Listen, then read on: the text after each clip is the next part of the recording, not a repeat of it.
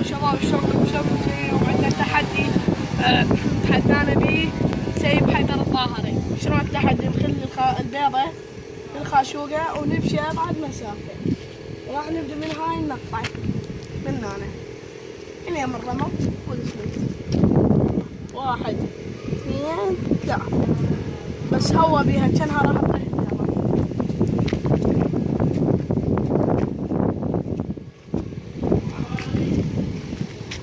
راح تطيح.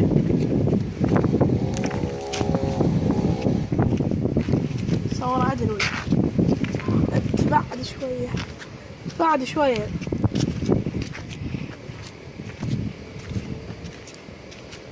اوف.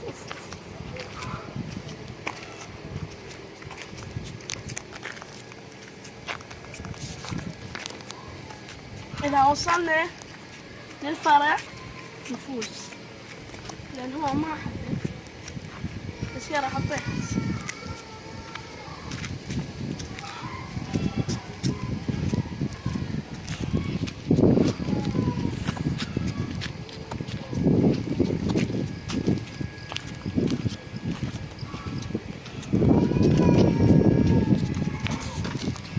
مشينا هواي طبعا. لا مشكلة انتهاء. لو بعد هواي لو جاي يشوفون الحاوية الصفرا ذي يسوون لهم الحاوية الصفرا. جاي يشوفوها ذيك الحاوية هذيك شوية أبعد عني.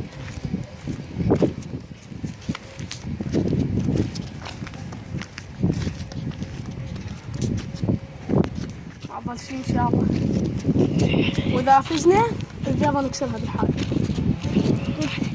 البيضة بقصدي أكسرها اليوم. وقول حمودي ما قال. وي لا ايه جت تطيح طبعا. خطتنا ناجحة. احنا وصلنا بقى شيء. صورهم وصلنا.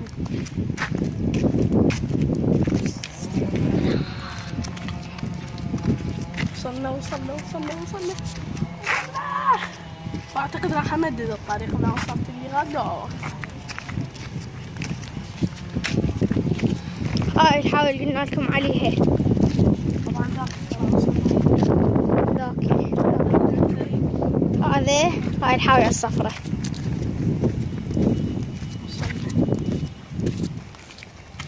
خلينا شوي نمشي بعد. بس احنا بس نعبر الحاوية الصفراء تكرمون، بس نعبرها بعد. خلينا نحاول نمشي بعد بالفرع. جابوا الماي بعد ما احكي الصوت عالي يخورك.